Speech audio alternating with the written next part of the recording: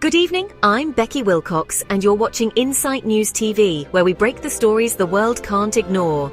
Tonight, we bring you a shocking escalation, a crisis spiraling out of control in the heart of Africa.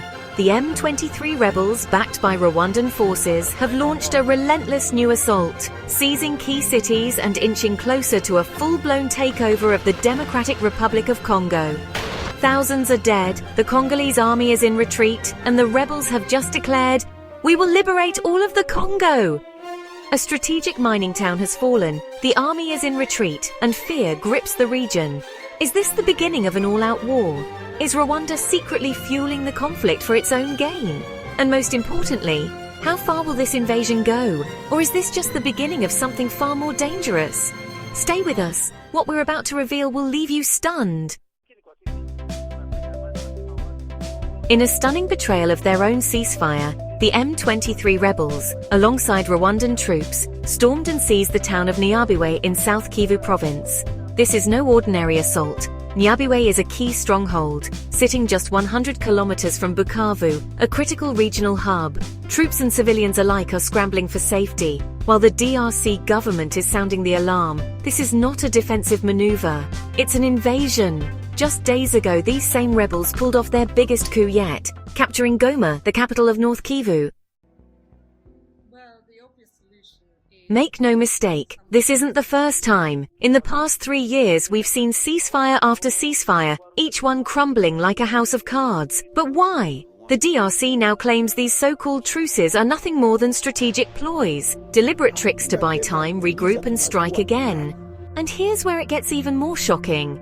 While the Rwandan government insists it's merely defending itself against militias supported by the DRC, growing evidence suggests a far more sinister motive, plundering the DRC's vast mineral wealth. Minerals that power your smartphones, your laptops, even your electric cars. Is this really about security, or is it about control? And then came the statement that sent shockwaves through the region.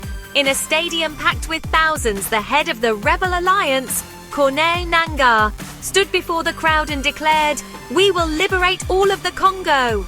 Liberate or take over? Chants of "Go to Kinshasa" rang through the air. Some in the crowd wore t-shirts labelled "Governing North Kivu" differently, as if they were already setting up a new government. The DRC isn't taking this lightly. They've issued an international arrest warrant for Nangaa, the same man who in 2018 oversaw the controversial election that brought President Tshisekedi to power. And now, he's leading an armed rebellion against that very government. What does this mean for the stability of the entire region? Tonight, the world is watching. In just days, the leaders of Rwanda and the DRC will meet face-to-face at a crisis summit in Tanzania. But will words be enough to halt a war? Meanwhile, the UN confirms over 3,000 people have already perished in the battle for Goma alone. Humanitarian organizations are bracing for what could become a catastrophe. And yet the DRC's foreign minister isn't convinced, calling the peace talks all talk and no action. At the same time, Malawi has ordered its peacekeeping troops to withdraw, choosing diplomacy over battle.